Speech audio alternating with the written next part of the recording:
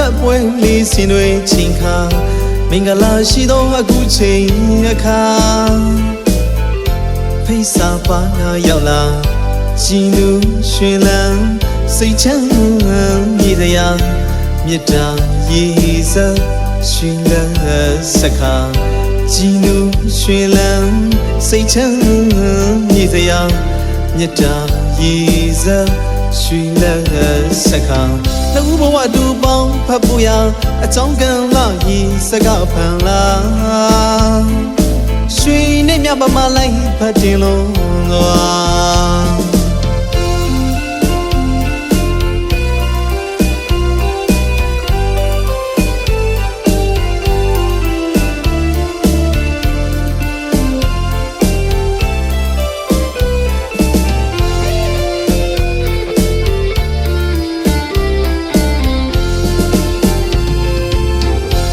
ချင်းတို့ရမြတ်ထေငါလက်ထပ်ပွဲလေးစင်တွေချင်းခါ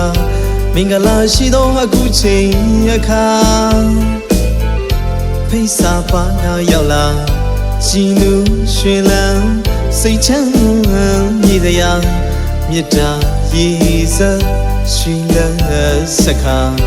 ကြည်နူးရွှင်လန်းစိတ်ချမ်းမြေတရားမြတ်တာရည်စပ်ရွှင်လန်းစခါနှုတ်ဘဝတူပေါင်းဖတ်ဖို့ရအကြောင်းကံလာရည်စကားဖန်လာရွှေနဲ့မြပမလိုက်ဖတ်တင်လို့အပေါင်းလေးမိတ္တဟာစုံသွားနှစ်ဖက်သောမိဘရှိမျိုးအလယ်မှာပျော်ရွှင်လို့မဆုံးအပြုံးဝီစားအနှစ်တရာတိုင်အောင်မခွဲတူမခွာမြတ်တာကိန်ပြိုင်မှုရွာသစ္စာပန်းနိုင်ဆိုင်ကတူဘဝတူပေါင်းဖစီတော်ငါဆူတောင်းလိုက်မယ်အခါခါတငယ်ချင်းတို့ရဲ့ဒီပွဲမင်္ဂလာ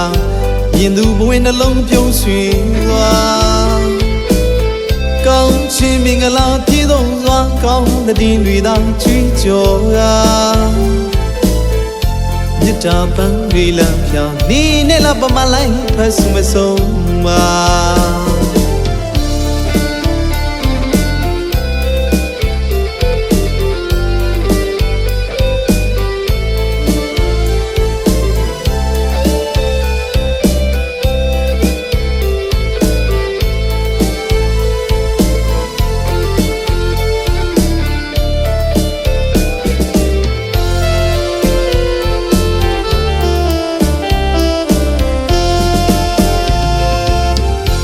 ချင်းတို့ရမြတ်ထေငါလက်ထပ်ပွဲလေးစင်တွေချင်းခါ